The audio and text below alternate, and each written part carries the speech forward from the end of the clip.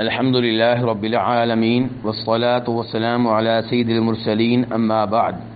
ایک بھائی سوال کرتے ہیں کہ قربانی کے ایام کتنے ہیں؟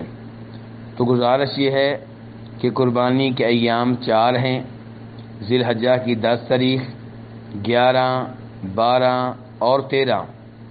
ان میں سے 10، 11، 12 کے بارے میں اختلاف نہیں ہے، لیکن 13 تاریخ کے بارے میں اختلاف ہے کہ یہ دن قربانی کے ایام میں داخل ہے یا داخل نہیں ہے۔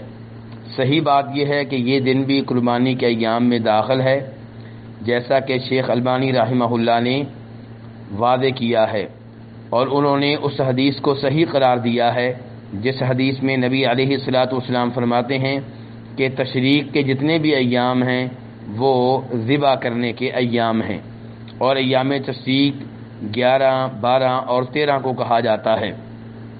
امام ابن قیم رحمہ اللہ نے بھی اس حدیث کو مضبوط ترین حدیث قرار دیا ہے، اور امام شوکانی نے بھی اس معاملے میں ابن قیم کی رائے کو اختیار کیا ہے، اور شیخ البانی رحمہ اللہ نے یہ بھی وعدے کیا ہے کہ یہ بہت سے صحابہ کرام کا موقف ہے۔ تو اس لیے صحیح بات یہ ہے کہ قربانی 13 تاریخ تک کی جا سکتی ہے، لیکن بلا وجہ 13 تاریخ تک لیٹ کرنا مناسب نہیں ہے۔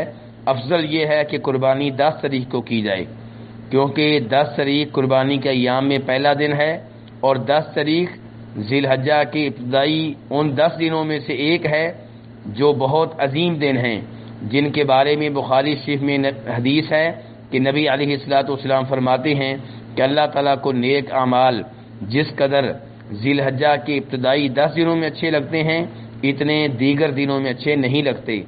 اس لحاظ سے ہر مسلمان کو چاہیے کہ ذی الحجہ کی 10 تاریخ کو قربانی کرنے کی کوشش کرے۔ اگر یہ ممکن نہ ہو تو 11 اور 12 کو کر لے، اور اگر ان 3 دنوں میں کسی وجہ سے نہ کر سکے تو انشاءاللہ 13 تاریخ کو بھی قربانی کی جا سکتی ہے۔